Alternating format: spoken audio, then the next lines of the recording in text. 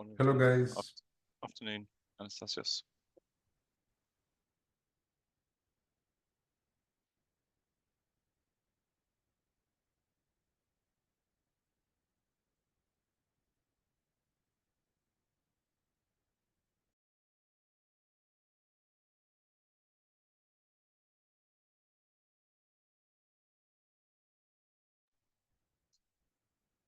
Hi, Greg. Hi, folks. Evening, Fuben.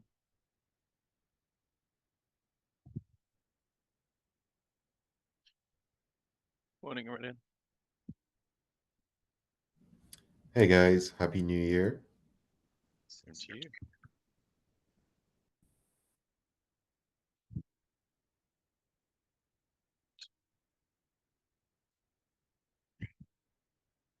Start sharing.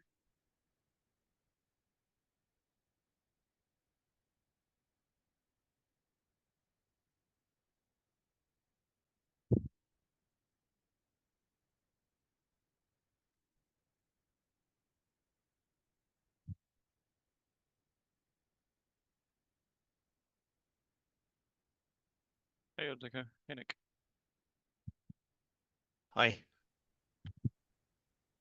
Hi. I guess we'll give it a minute more. Guess we're probably, I was going to say we're probably expecting Svonko, and he appears. So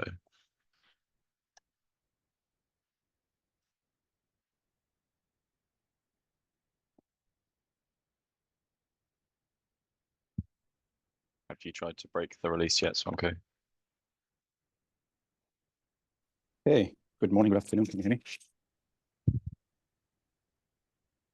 Yes, I could hear you. Check, check. Can you hear me? Yes, I can now. It Yeah. all came Okay. through very quickly at once. Oh, okay. Got it. Yeah, I'm on So- the road again, so excuse any interruptions. Yeah, seems to be working now. Okay.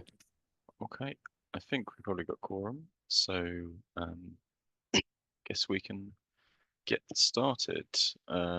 So review of some actions actually from previous meetings. Aurelian, I'm guessing it's you that added the notes about the two-factor authentication. Yeah, that's right. So I took a look at this, and there's two things. So GitHub has, by default, requires 2FA for every code contributor on GitHub, right? But from the language in the documentation, it seems that that's only for people that contribute code, right? That commit code. So with that, there's also a separate setting for organizations to require every member of that org to have 2FA. And I think that means regardless of whether they commit code or not, right? So I tried looking for that setting in our org, but I don't have access to the settings panel, right? So I couldn't really make any change there. So I think next steps are, to determine if we agree or not on turning on that setting for the org, and then maybe we can ask Eldiko to actually do that if she has permission. Do we know that it's not set on at the moment, or do we still need? Yeah, I'm not sure actually. That's a good point.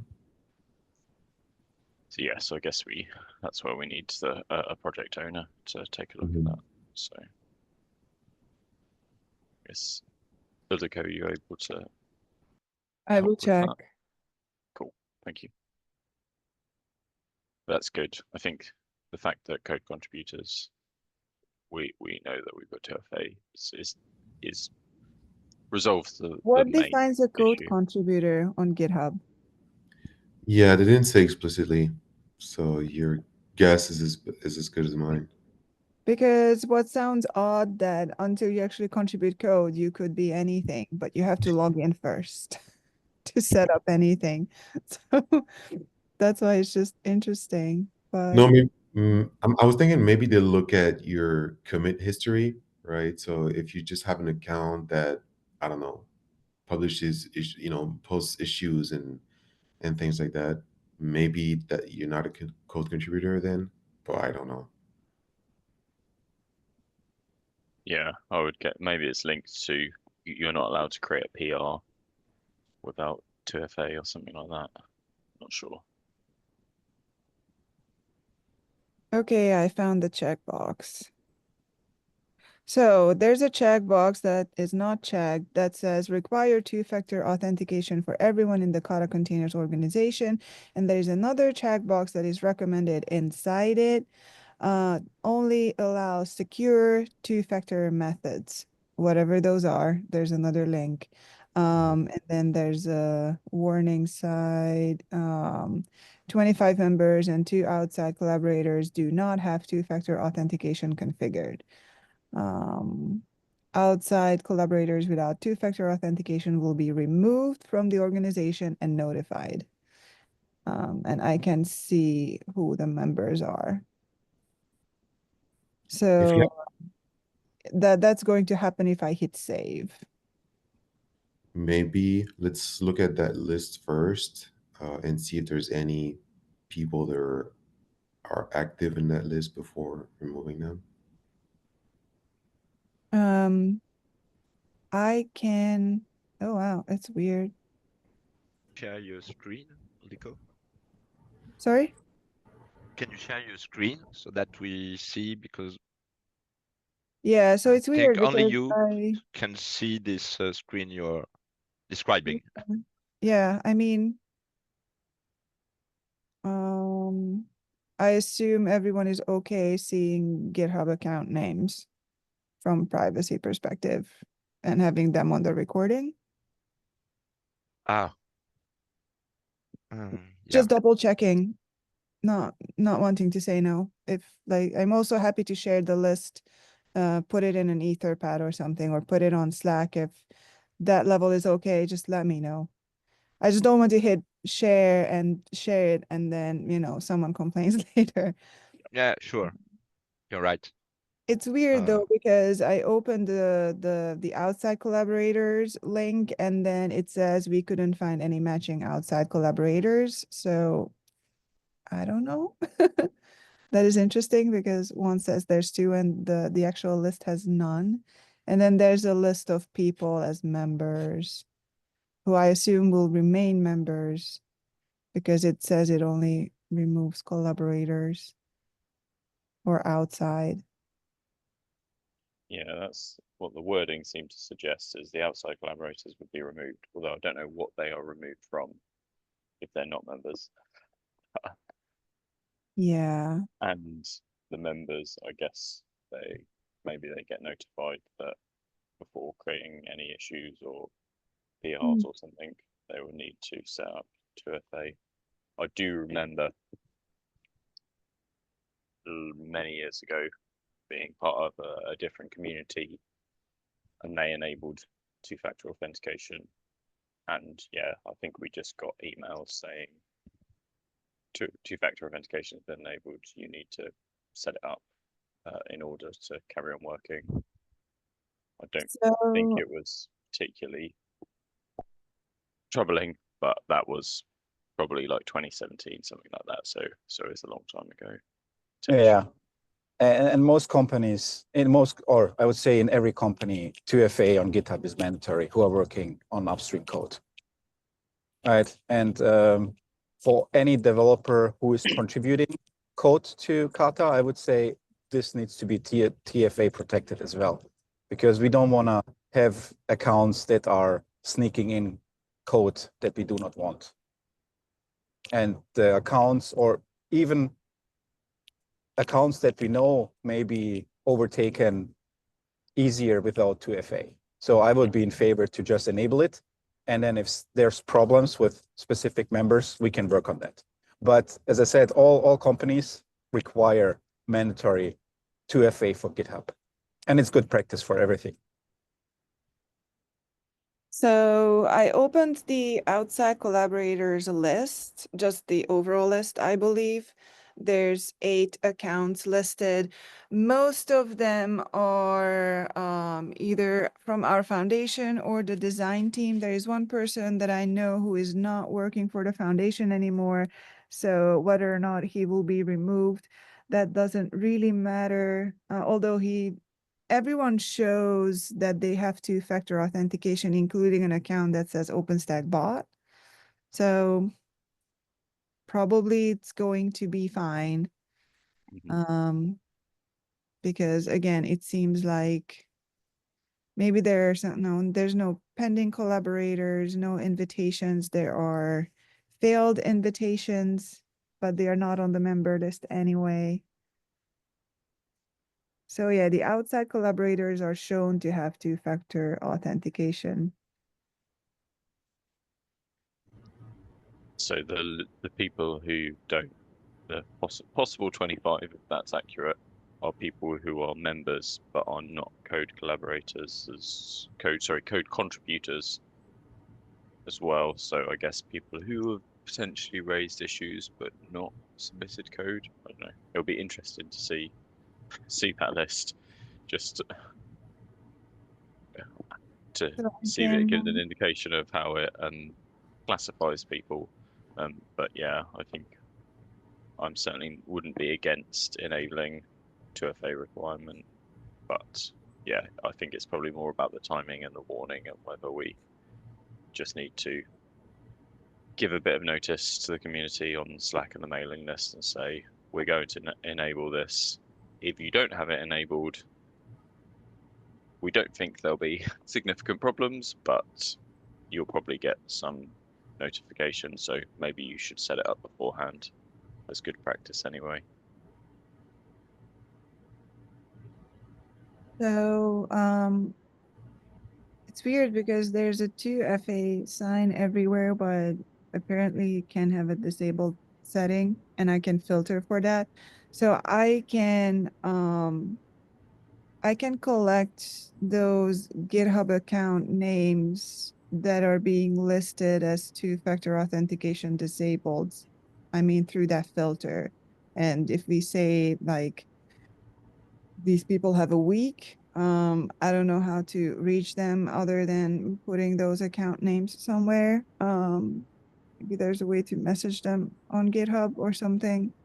Um, so I can look into that. So if you all want to give a few more days, a week or something, then I can just click the checkbox afterwards. Yeah, I guess I don't know if we need to go directly to individuals. Okay. If we just have a global sort of message for community. I had a look at the confidential containers one because I do have privileges there, and it does seem to be its account makes sense. It says, oh, there are 3 members that don't have it, and I can see they've got 2FA cross through on their list. So seems might be accurate because yeah, there's a two-factor disabled filter. Yeah, I can see it now. My vision is not that good, so Yeah. the little like icon next to 2FA and there's an X or a check mark, and from a distance is even like as far as the Yeah. it's hard to tell. Apologies, I'm getting old. But so I exported the filtered list. I'll check how the file looks like. So I should have who has it marked as disabled, and I can put out some notes on Slack and on the mailing list, and then I will know who who the accounts are, not the people necessarily, but the accounts for sure. And then, if anyone comes back that, hey, something weird happened, then we can work with them to get them added back as members if they were disabled for some reason, although they shouldn't be. Or I assume once they have this fixed, they should just be fine as they were before turning this thing on.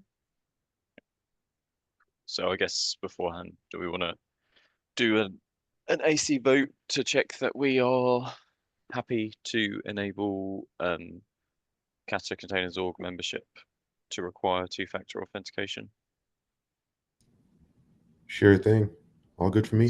So thumbs up from Greg. I think Sonko Yay. indicated positive earlier. Yeah. Norelian, yeah, same I'm happy here. It's fine by Anastasios me as well. Yes. and Fupan, so you happy with that?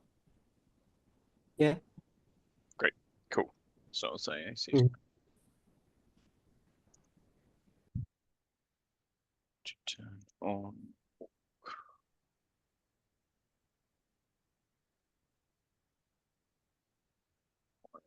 So the next steps are, I guess,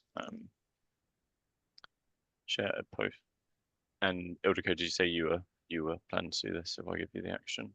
Yeah, I'm happy to do that. I'll do that sometime today. Like, what deadline do you all want to give? Like end of next week, since it's already Thursday evening for some of you. Yeah, I think that's fine. I don't think there's super urgency. So. Okay. Yeah, I mean, if we were operating without, then 1 more week should be okay. Yep. Okay, I'll do that. I'll mark next Friday, and then the Monday after, I'll just check the box, hit save, and then we'll see what happens. Yeah, I don't know if we need to wait another week. Why not enable it then on Monday? So we have the whole week to see if something happens or not. I mean, what's the point of waiting another week? That We've people been dragging. see the notification that this is going to happen, Ah, okay, got it. Okay. so that they can do something before it happens, just in case Okay. weirdly affects them. So Got it. it'll be the 27th. Plan to enable it on Yes. 27th. Cool.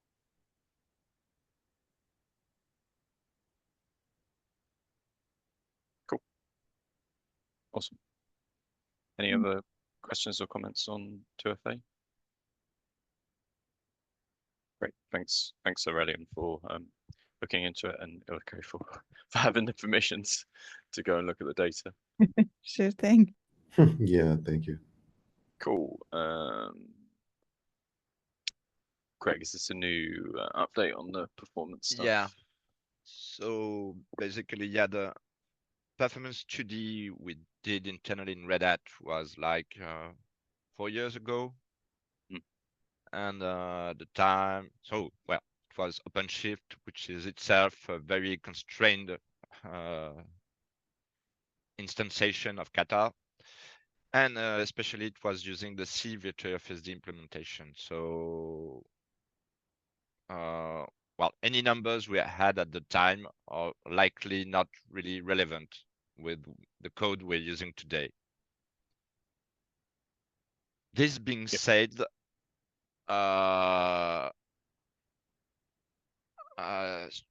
suspect that even the Rust virtual FSD have similar issues and are not, it's not a good fit if your workload needs to hammer the disk with IOs.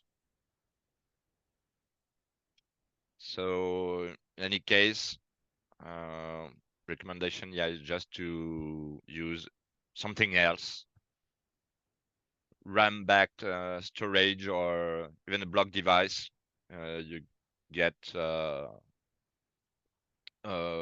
much better performance using virtual BLK or virtual SCSI than anything you could hope to get with virtual FSD, even if you tweak the configuration. Cool. So yeah, so basically I won't share the numbers because, well, they won't help much with the current implementation. And maybe we should start documenting that, yeah, virtual FSD is not for performance. Yep, I think that makes sense. Yeah, I think if we Especially get some... they are the user that raised the issue on Slack originally. With Christophe, we suggested to use some other storage for his test, and was reporting he had nearly bare metal performance in Kata. just by not using VHFSD for the IO intensive workload. Is there a good place in the documentation that's more user facing to mark or like mention this just as a note at least?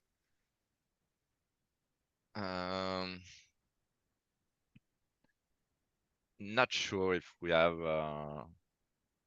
that, but I can try to go through the documentation and find a good place to That'll explain be that. Directly in configuration.toml.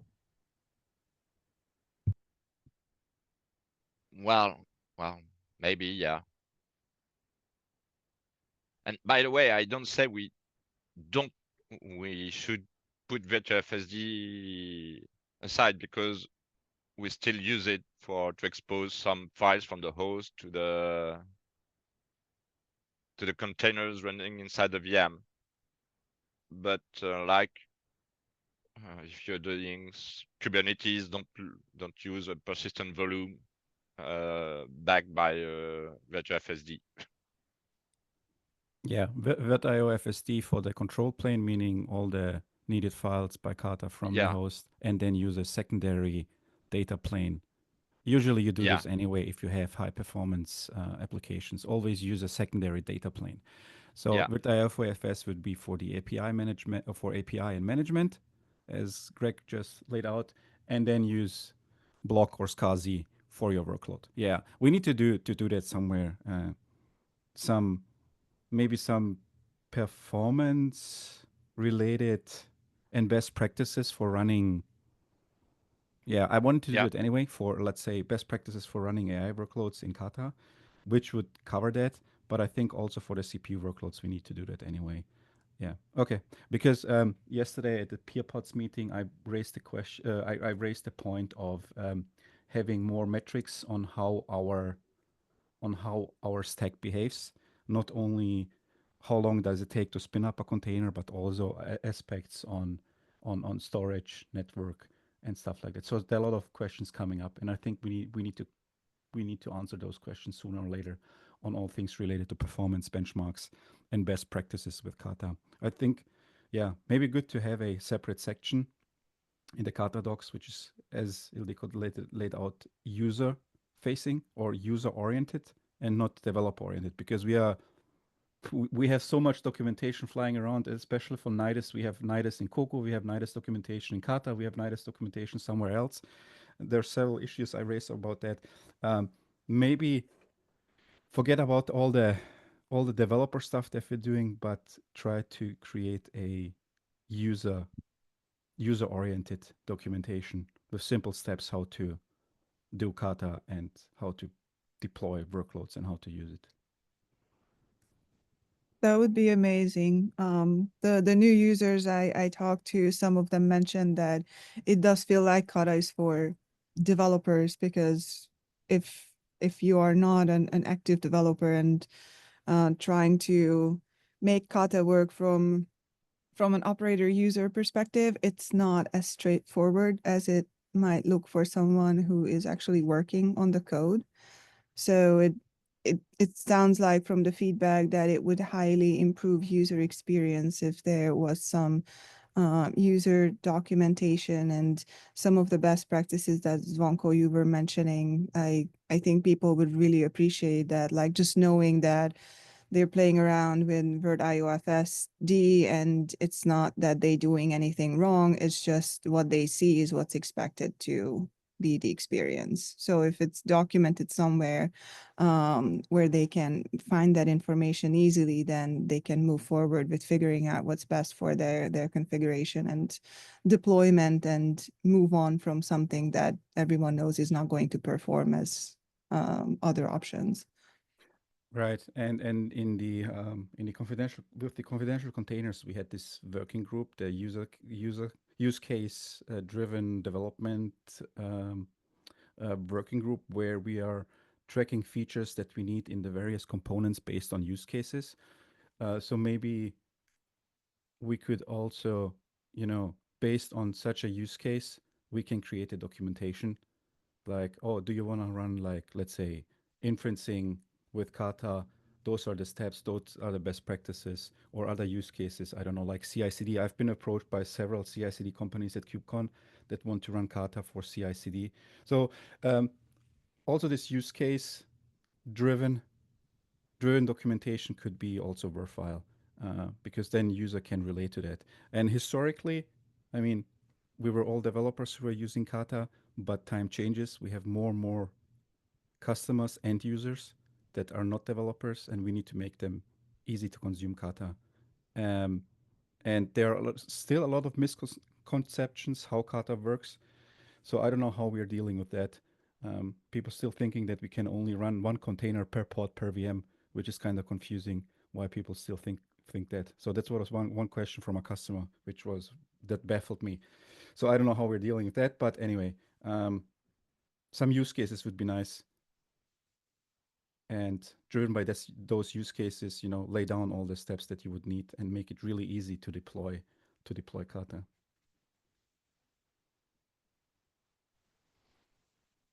Yeah, I think that sounds great. I mean, obviously that's a matter of timing and prioritization, but do you think we should start with an issue to at least collect some thoughts around what some sample use cases might be and go from there? Yeah, we can do that, but from my side, I have anyway the use case of NIMS inferencing running in Kata containers, right? So I'm going to do the NIMS on Kata use case anyway, and all the old GPU documentation can all be removed because this is all completely obsolete. So I'm working on the GPU use case, and then we need to see what other use cases we need. But yes, let's create an issue on that and then move from there. Sounds good. So I think in terms of this action, Greg, I think we can close that because the specific response is, yeah, no point giving them. We can share some data that is not useful. We might as well start with a fresh baseline, but yeah, I think that is a good approach. Exactly. I would not want to share numbers that are too different from what people would get. They cannot even be used as a baseline. Definitely. Okay, cool. Any other comments on that topic? Okay, so next one is the 3.13.0 release. I think Sonko is primed and ready to do it. I did have a list because we didn't have many in this call last week, but on the confidential containers call, a few people pointed out some problems and fixes they wanted. So I did have a list of these in the agenda, and as they've been resolved, I've been tidying them up. I probably should have just done a strike through for transparency, but there's none left that I know of. I assume that's the same for everybody else, but I'll let people have the chance to say if there is any particular urgent issue or PR they want to get in. Okay, so I think the plan is that Svonko is going to run the release process this morning, your time, and yeah, we'll see what happens. All right, and also check the new check that you introduced last time. So yeah, because the usual release flow says wait until all the builds are done. But for this check would be better that the builds are not done, because then you would have enough time to kill the release process if the check does not work, right? That's true. But anyway, I will keep my eye on it and refresh every millisecond and kill the process if the check does not work. Yeah, and the main reason to wait for the builds are done is just for the caching, which will be triggered by when the version file gets merged anyway. I think that the ones that the current version of main should already be cached. So yeah, you will need to be fastest finger. So yeah, wait till you've got a good internet connection and not on the road for that. No, I'm at home. I'm done. Cool. I have the proper latency now. So yeah, hopefully, fingers crossed, no dramas. We should have 3.13 out later today. Cool. The next one, I guess, Viner, did you add this suggestion? Or? Yes, it was me. Cool. On the CI meeting yesterday, that question come out if we could make the non-T job required. It failed one time in the last 10 executions. I don't know if we want to keep it fully green before make it required, or if we could turn on right now. So I think the proposal that we made was that. Yeah, I forgot the rules. So yeah, I think we said we wanted 10 days of green. 10 days. Viner, It is what was the error, by the way? It was an error in the CDH like key release in attestation that we've never actually seen. It's in the very basic attestation test, which is just can you communicate to a dummy CDH device and check that in theory you're in a confidential VM, which this isn't using actual TEs, it's using samples.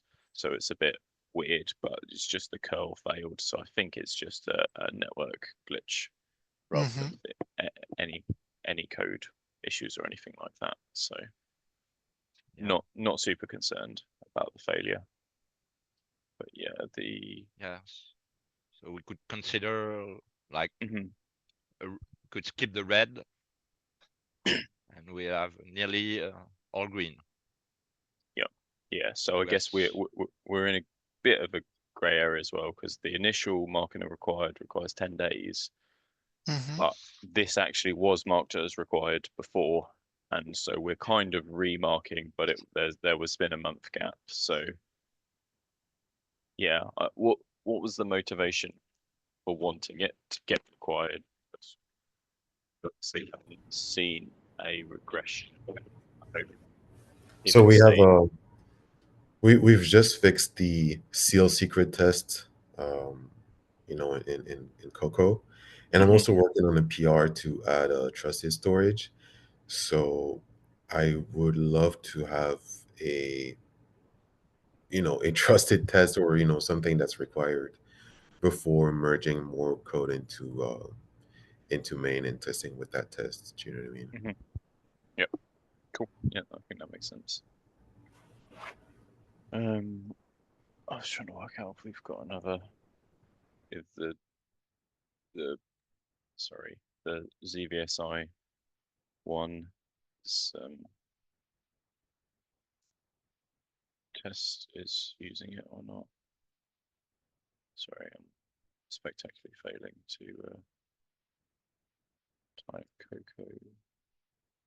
Yeah, so the ZVSI one is also false. That used to be true as well. So yeah, I think it makes sense, but I think, well, I'm open to other people in the community, but I think based on the rules, we probably should wait that to have 10 days of green. Partly because of optics, because my name is one of the maintainers, so and I wrote these rules. So if I go, no, it's fine, we'll just ignore them. It's probably we don't want to set.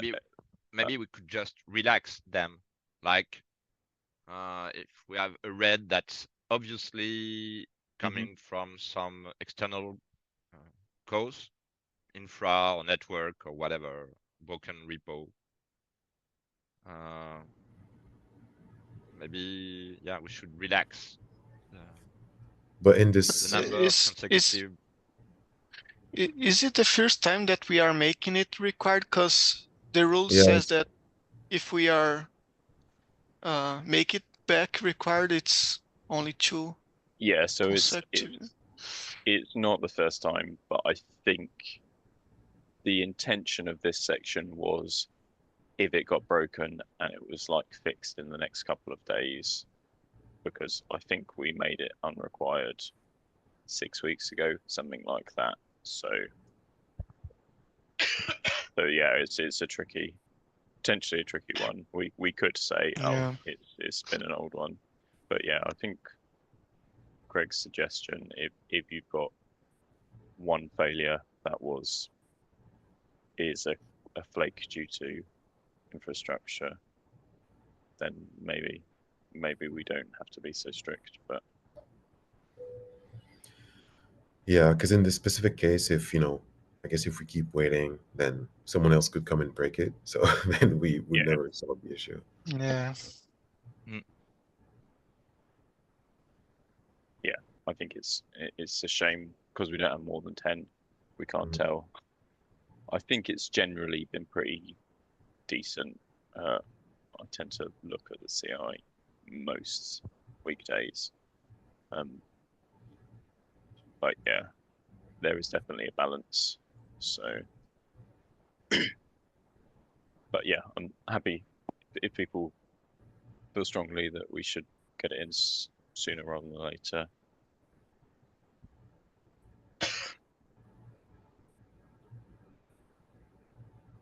So it's not matching our requirements.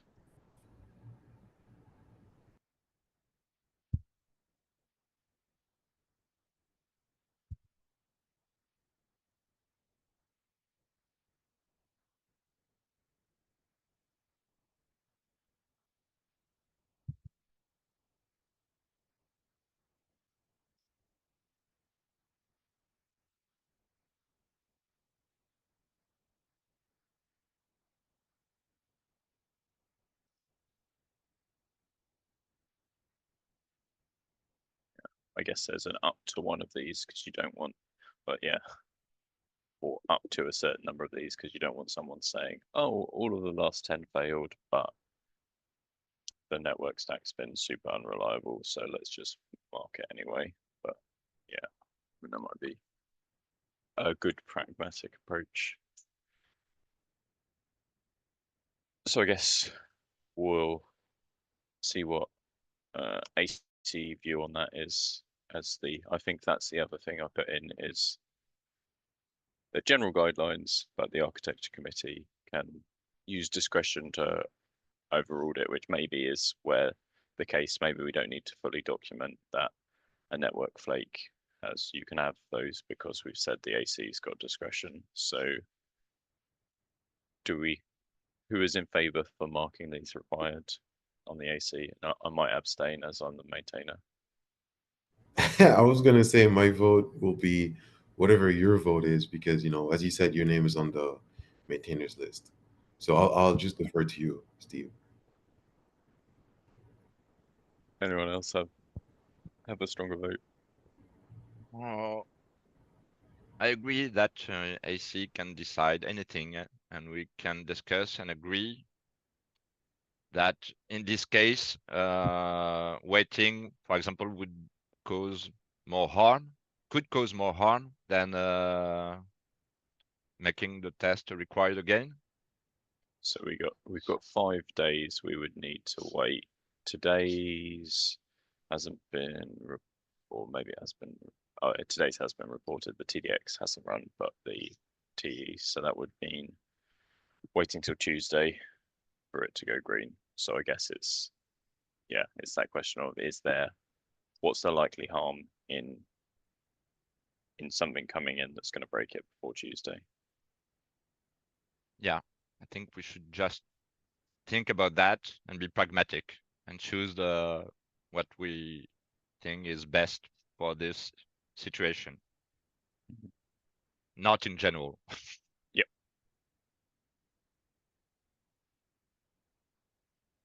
So yeah, I would ask people who are more knowledgeable about this part of the code and what problems we could have. How could this could break? Yeah, so So the main risk for instability is probably related to the confidential image specific code changes, like bumping versions of ImageRS guest components and stuff. But that has been done. That was done in the last week, and that was in preparation for the Cocoa release that's coming up in the next week or so. So I think the chances of something going in that is likely to impact it is quite low. For the Cocoa specific tests, obviously there could be something that causes issues with shared fs equals none in general or something like that, which yeah would also take out the non-TE Cocoa tests too, but not super highly likely.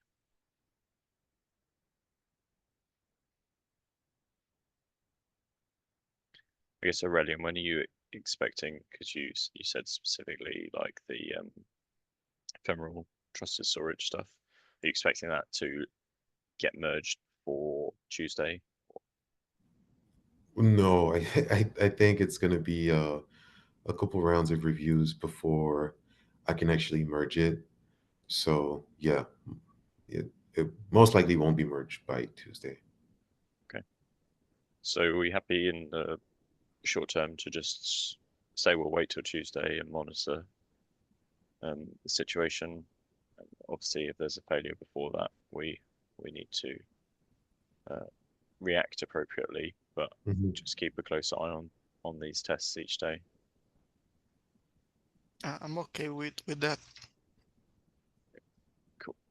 Yeah, hopefully we're lucky. Yep.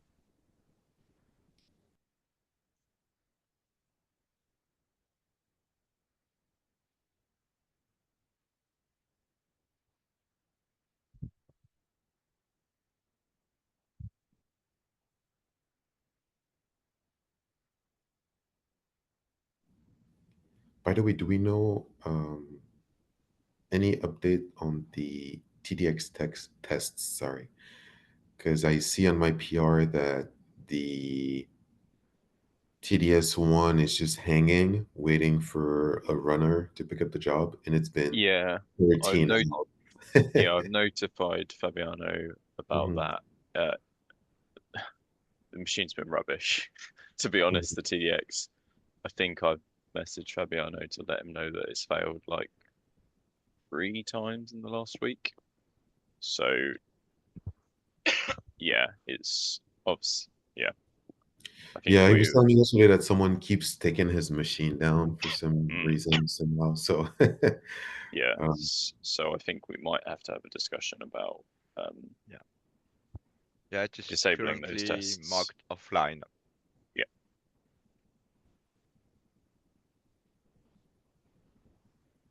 Yeah. So yeah, I guess we can.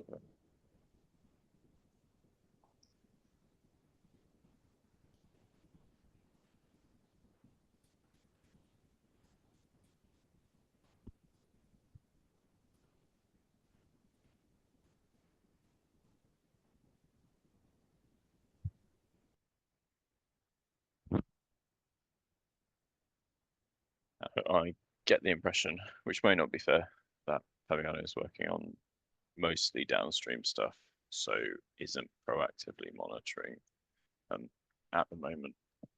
But maybe that's the other request as we see if he's able to be more proactive in spotting and resuming those failures.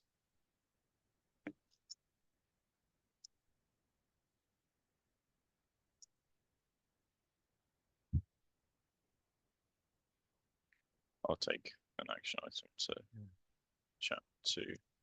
Is Fabiano the only one with access to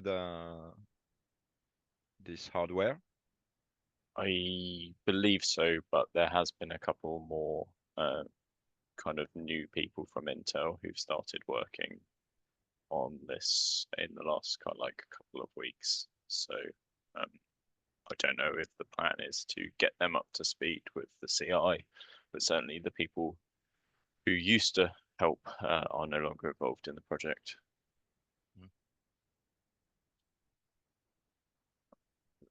Oops.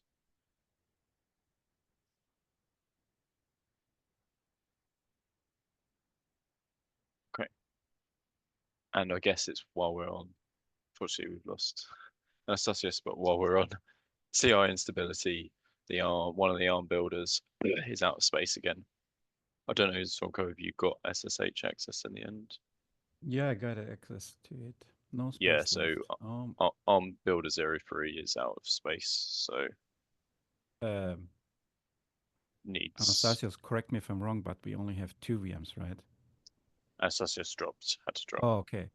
I'm confused because we only have builder 01 and 02 and 03 shouldn't. So there's. Well, let me think. Yeah. Well, let me check on that. There's 4. Yeah.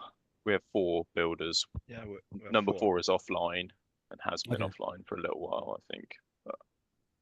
Oh, I checked only 01 and 02. 01 had a wrong cron job set for weekly deletion of the files, so I moved it to daily deletion of the files. But let me check ARM builder 03. Let me just get an eye on that. Cool. Cute.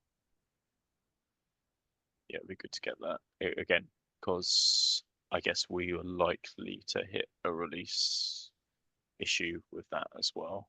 That'll be where the caching, just because Yeah. I don't know how the affinities work, but I've tried rerunning it to see if it would run on one of the other builders, and it just keeps on picking up ARM builder 03. So okay, yeah, so, let me check this machine. What's happening there? Yeah, I should actually know that. Yeah.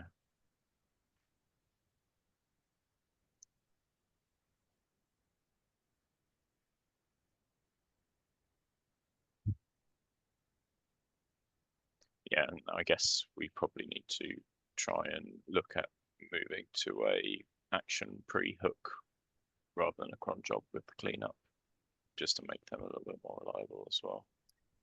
Yeah, I tried. We don't have the GitHub pre and post hook, I think, implemented for ARM. Joy has done that on the S390, right? And it works pretty good.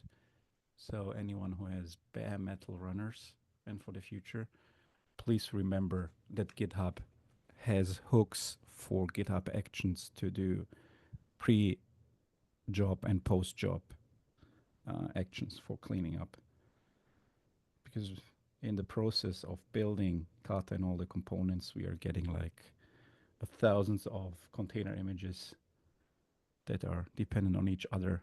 And if you stop the container which is doing the build, all the other containers are still there, transient, lying there. Okay, yeah, let me get this also as an eye to get the ARM builders in the correct state.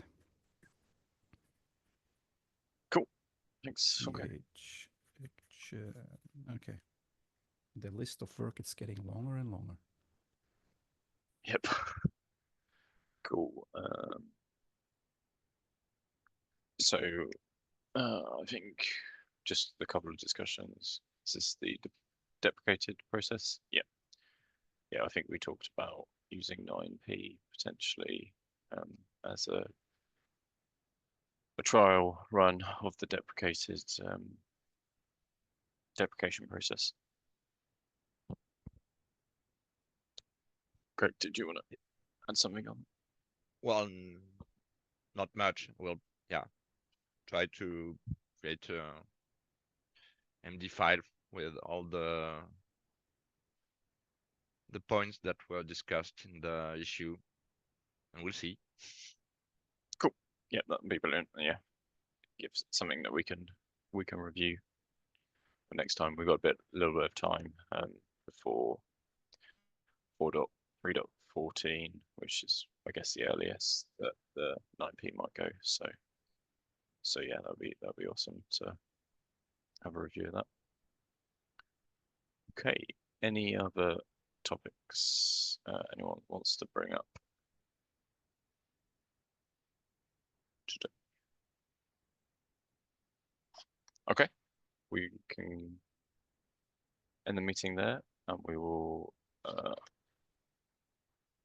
Yeah, look forward to hopefully a dramaless release on on 3.13 later today. It's always dramaless. I don't know what you're talking about. We are This not. one is supposed to be boring. Yeah, that's true. It's going to be boring. Definitely. Well, unless you test the. I have high the hopes. release check and it No, doesn't work as expected. Yeah, don't jinx it, Greg. Steve has done a great job. Please. My track record's not great, but we'll see. I did test it, so should be okay. Yeah, I can do a live cast on Twitch. send me the stream. Yeah. Starting 10, finished 10:05. Okay, Yes. great. Thank you so much, guys. See you around. Cool. Cheers, folks. Bye. Take care. Bye. Thank you guys. Bye bye. Thanks. Bye. Bye.